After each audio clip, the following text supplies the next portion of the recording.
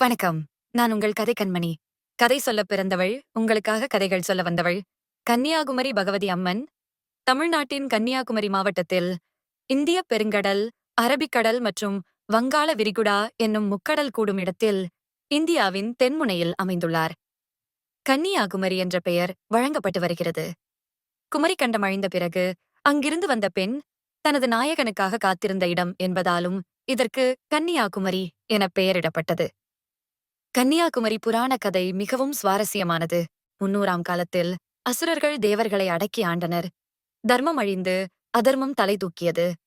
அசுரகுலத் தலைவனாக விளங்கிய பானாசுரன் மூவுலகையும் தனக்கு கீழே கொண்டுவர எண்ணினான். விண்ணவர்க்கும் முனிவர்களுக்கும் பூவுலக மாந்தருக்கும் பல்வேறு வழிகளில் தொல்லை கொடுத்தான். பானாசுரனின் கொட்டத்தை தாங்க முடியாத பூமாதேவி திருமாலை வேண்டி நின்றாள். அவளது வேண்டுகோளுக்கு செவிசாய்த்த திருமாலோ பராசக்தியை அணுகும்படி கூறினான். அதன்படி தேவர்கள் பராசக்தியை வேண்டி பெரிய யாகம் ஒன்றை மேற்கொண்டனர். யாகத்தின் முடிவில் வெளிப்பட்ட பராசக்தி தேவி பானாசுரனின் கொட்டத்தை அடக்கி உலகில் அறமும் ஒழுங்கும் நிலைபெற வழி செய்வதாக உறுதியளித்தாள். அதற்காக அவள் கன்னிப் பெண்ணாக மாறி பாரதத்தின் தென்கொடிக்கு வந்து தவம் செய்தாள்.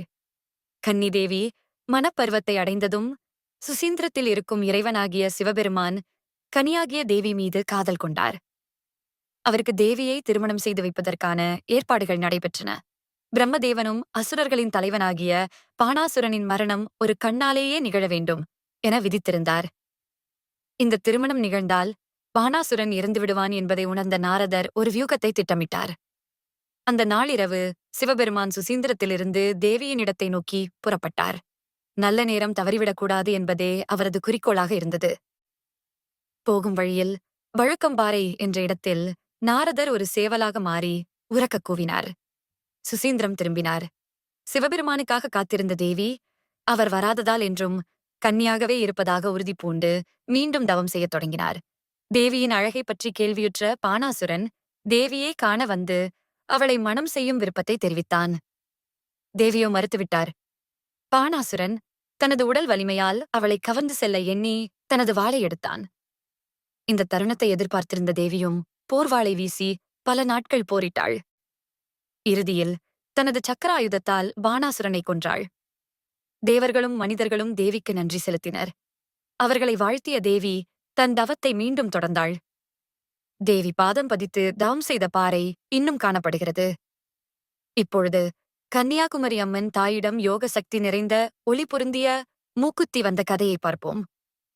திருவிதாங்கூர் பகுதியில் வசித்து வந்த பனையேறும் தொழிலாளி ஒருவருக்கு 3 பெண் குழந்தைகள் இருந்தது. 4வது குழந்தையும் பெண்ணாகவே பிறந்தது.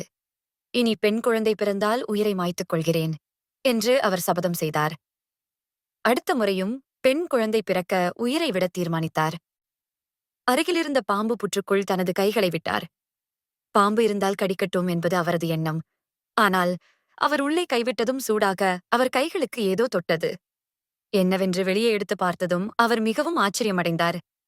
பாம்பு புற்றுக்குள் இருந்து ஒளி பொருந்திய மாணிக்கக்கல் கிடைத்தது. அதை மன்னரிடம் எடுத்துச் சென்று கொடுத்தார். மன்னர் அந்த மாணிக்கக் கல்லுக்கு பதிலாக அந்த தொழிலாளிக்கு பொன்னும் பொருளும் அள்ளிக் கொடுத்தார்.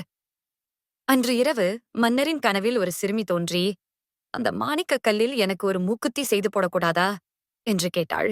அந்த ஊரைச் சேர்ந்த அம்மன் என்பதை உணர்ந்த மன்னர் அம்மனுக்காக அந்த மாணிக்கக் கல்லில் மூக்குத்தி செய்து அணிவித்தார்.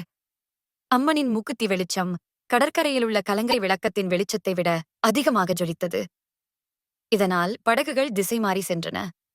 அவ்வளவு ஒளி பொருந்திய மூக்குத்தியை உடைய அம்மன்தான் கன்னியாகுமரி பகவதி அம்மன் ஆவார்.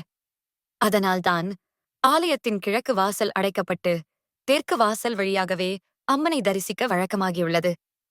இதுபோல நிறைய சுவாரஸ்யமான கதைகளை கேட்க கதை கண்மணி சேனலை சப்ஸ்கிரைப் பண்ணி வச்சுக்குங்க. அப்பதான் நான் போடுற உழைப்பு உங்களை வந்து சேரும். நன்றி. மீண்டும் ஒரு கதையில சந்திக்கலாம்.